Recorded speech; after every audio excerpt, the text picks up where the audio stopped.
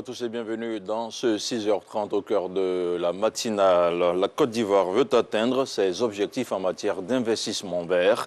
Le pays vient de signer une convention de coopération avec l'Institut mondial pour la croissance verte. En toile de fond, il s'agit pour notre pays de mieux lutter contre le réchauffement climatique. Plus de détails avec ce reportage de Grace Kando. Une signature de convention qui réaffirme l'engagement de la Côte d'Ivoire à poursuivre ses efforts en faveur de la lutte pour la préservation du climat et l'atteinte d'une économie verte. L'Institut mondial pour la croissance verte lui apporte son soutien dans sa politique de développement durable. Il s'agit de développer des projets en partenariat pour renforcer la capacité d'un certain nombre, par exemple, de négociateurs qui participent aux négociations. Il s'agit aussi de renforcer la capacité d'acteurs du secteur privé, d'acteurs de la société civile, pour permettre en fait de renforcer tout l'écosystème vers la compréhension des enjeux climatiques et vers donc les atteintes de développement plus durables et plus verts.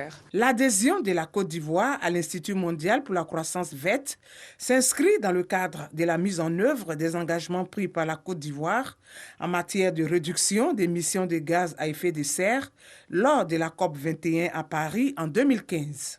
Cette coopération est un acte fort pour notre pays en général et particulièrement pour le ministère de l'Environnement et du Développement durable dans sa mission de promotion du développement durable. Elle vient renforcer les actions de performance économique amorcées par la Côte d'Ivoire dans les domaines de réduction de la pauvreté, de création d'emplois, d'inclusion sociale et de durabilité environnementale.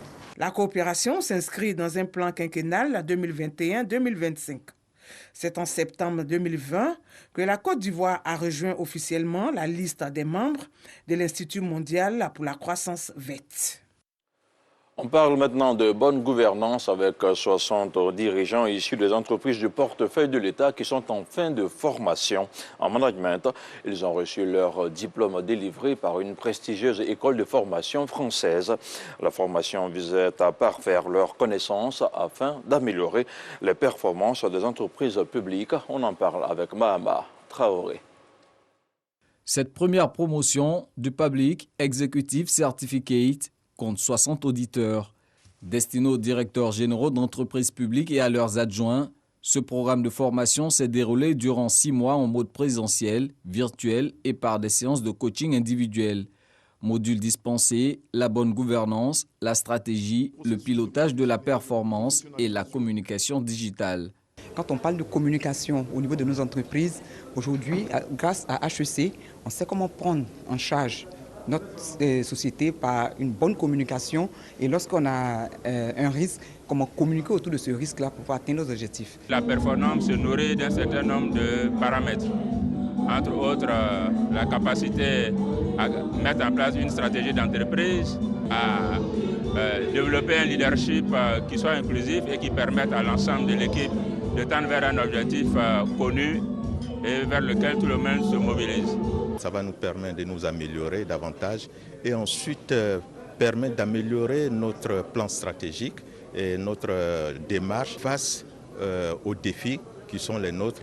Cette formation m'a permis de comprendre qu'il faut prendre de la hauteur quand on met en place un comité de crise, de sorte que ce sera plus facile pour moi de mettre en œuvre ce plan-là à l'issue de la formation que j'ai reçue. Nous trouvons que ces modules sont des éléments essentiels pour compléter notre vision et nous permettre d'avoir des bons résultats au niveau de nos différentes entreprises. Des entreprises du portefeuille de l'État efficaces de par leurs prestations et rentables. Voilà qui motive le gouvernement à miser sur le renforcement de capacités des dirigeants sociaux. Le programme qui vient de s'achever a été piloté par la Direction générale du portefeuille de l'État avec l'appui pédagogique de HEC Paris.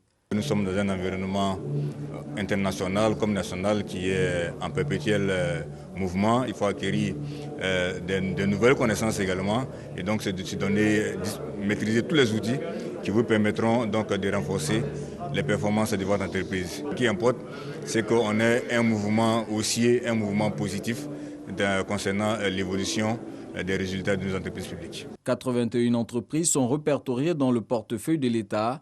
En 2020, ces sociétés ont généré 33 milliards de francs CFA de dividendes au profit des caisses de l'État.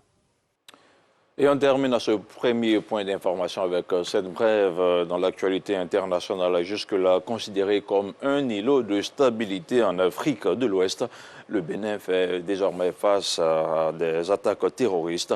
Un Français âgé de 50 ans a été tué dans une attaque terroriste perpétrée mardi dans le nord du pays.